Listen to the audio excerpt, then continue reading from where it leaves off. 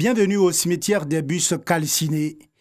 Ici reposent les engins de la Société des transports abidjanais Sotra, vandalisés ou incendiés suite au mouvement de contestation de l'élection présidentielle du 31 octobre 2020.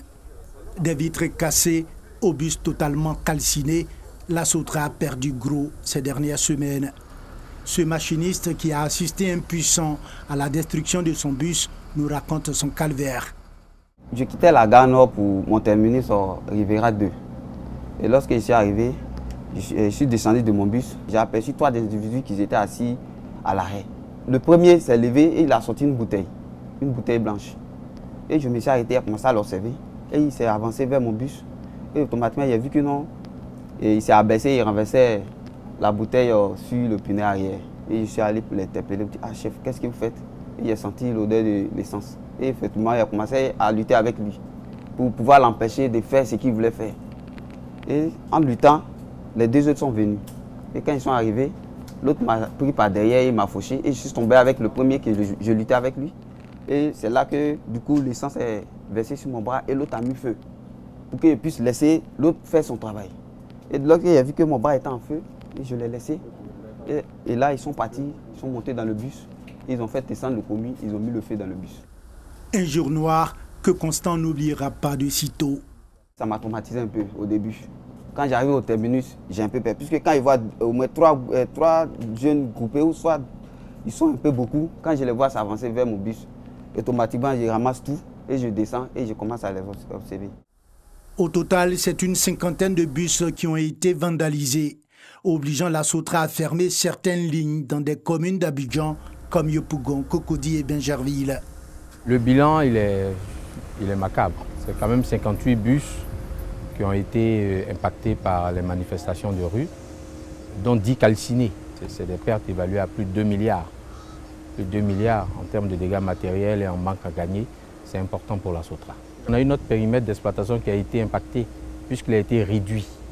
Vous voyez, toute la zone de Yopougon, on ne s'est contenté que de desservir que les 3 grands axes, les voies pénétrantes de Yopougon. Donc les zones de Niangon, Anananiré, tout ça, sont isolées aujourd'hui. Quand on regarde du côté de la commune de Cocody, toute la zone après le carrefour de la Rivera 3 n'est plus desservie. Donc je dirais que c'est très important pour nous en termes de réduction de notre périmètre d'exploitation. Bingerville n'est plus desservie.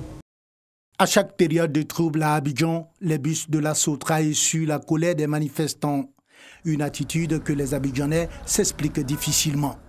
Je dirais à ceux qui cassent les bus d'arrêter de casser les bus parce que nous, franchement dit, chaque matin quand on se lève pour aller à l'école, nous tardons. S'il y a un mécontentement, je pense qu'on peut exprimer ça autrement que de s'en prendre au bus et tout. Il n'est pas normal de brûler les bus de la Sotra. Voilà, pour plusieurs raisons, parce que ça n'arrange pas les étudiants. À la compagnie de transport, les responsables déplorent ces attaques. Il faut dire que c'est regrettable qu'on s'attaque aux autobus de la Sotra. Nous avons mené des enquêtes, nous avons mené des études pour nous rendre compte que chaque fois qu'il y a des manifestations, l'objectif des manifestants, c'est de bloquer le fonctionnement de la ville d'Abidjan. Et pour cela, la Sotra, qui constitue un baromètre du bon fonctionnement de la ville d'Abidjan, du fonctionnement des activités économiques de la ville, fait l'objet d'attaques et constitue la cible privilégiée des manifestants afin que la Sotra arrête pour que Abidjan ressemble à une ville morte. Pour éviter qu'Abidjan ressemble à une ville morte, Meïté Bouaké invite les populations à adopter un comportement citoyen face aux bus qui constituent selon lui un patrimoine commun. Figurez-vous, lorsqu'il n'y a pas de bus, le transport pour un élève journalier est de 2000 francs. Alors que si tout marche bien, la Sotra c'est 3000 francs le mois. À ce titre, je voudrais demander à la population, aux jeunes, aux mamans, aux parents, de faire passer le message que la Sotra appartient à tout le monde. La Sotra a existé depuis Houphouët-Boigny et la Sotra existera après Alassane Ouattara.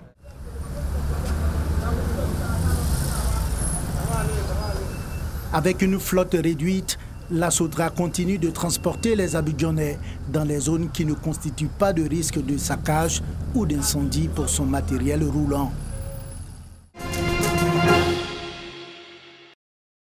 Du matériel didactique et de bureau, des vidéoprojecteurs et un mini-car de 28 places d'une valeur de plus de 81 millions de francs CFA.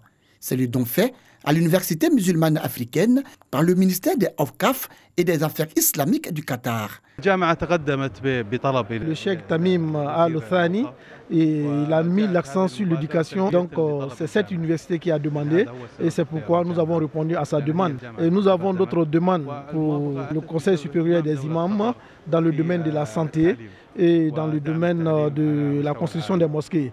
Et nous allons répondre à ces demandes aussi favorablement. Avec naturellement la disparition de la Covid-19, vous allez voir que de très nombreux investisseurs et financiers du Qatar vont venir en Côte d'Ivoire et également des investisseurs ivoiriens iront, n'est-ce pas, au Qatar pour n'est-ce pas, rencontrer leurs homologues. Donc ces deux pays vont développer leurs relations dans les années à venir et ce sera promoteur pour la Côte d'Ivoire. Étudiant et responsable de l'Université musulmane africaine, mais aussi membre et président du Conseil supérieur des imams des mosquées des affaires islamiques et COSIM, salue ce geste du Royaume du Qatar. Un équipement, un matériel informatique, un table-banc, c'est extrêmement important pour une université qui commence. Nous nous engageons à faire bon usage. Le message, c'est un message de reconnaissance et de remerciement pour tout ce que l'État du Qatar fait pour la Côte d'Ivoire. Donc, au nom de COSIM et de la communauté musulmane, nous disons merci à l'ambassadeur, grâce à qui nos demandes trouvent toujours une réponse favorable. Cette remise de dons à l'Université musulmane africaine a bénéficié du soutien du ministère de l'Enseignement supérieur et de la Recherche scientifique. Cet établissement d'enseignement supérieur accueille les étudiants de toutes les confessions religieuses. Voici le palais du carnaval il y a seulement quelques mois. Aujourd'hui, il présente un tout autre visage. Il est revenu à sa vision première, l'hôtel de ville de Bouaké. Démarré en 1970, les travaux seront arrêtés en 1974 avant de repartir de plus belle en 2020, soit 46 ans après. C'est un bâtiment régalien, c'est l'hôtel de ville. C'est dans ce bâtiment que le maire va pouvoir exercer sa fonction de maire. C'est la raison principale qui a poussé la Banque mondiale à accepter de nous financer, puisque la Banque mondiale veut faire de Bouaké un pôle de développement. Les travaux englobent deux volets importants, la construction et la technique, et les choses avancent. Tout ce qui est maçonnerie ou autre là, on a presque terminé. On est en train de faire les enduits extérieurs et l'enduit intérieur.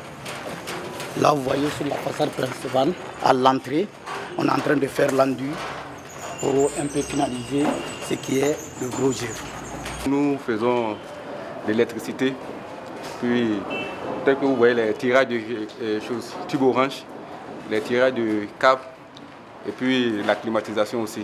Nous avons fini le premier, nous sommes au deuxième achèvement. Donc nous apprêtons à tirer les fils. On a déjà passé les tubes orange sont déjà passés. Nous essayons de tirer les câbles actuellement au niveau du deuxième étage.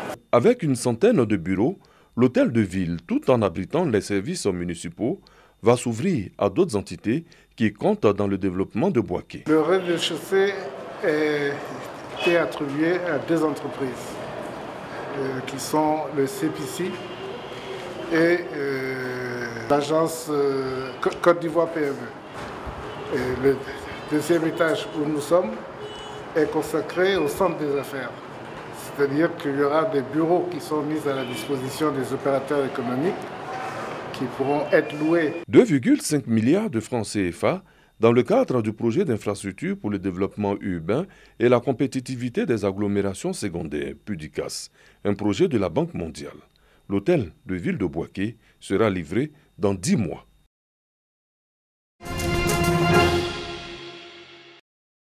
Ils arrivent par milliers de l'Éthiopie voisine.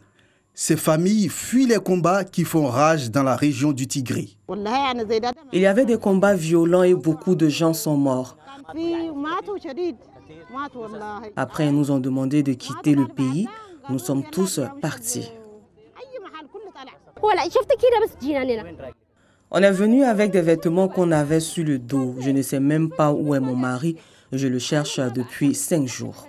Retenons que le conflit oppose l'armée fédérale éthiopienne aux forces de la région dissidente du Tigré. Le HCR s'attend donc à une vague massive de réfugiés au Soudan, où près de 25 000 Éthiopiens ont déjà trouvé refuge.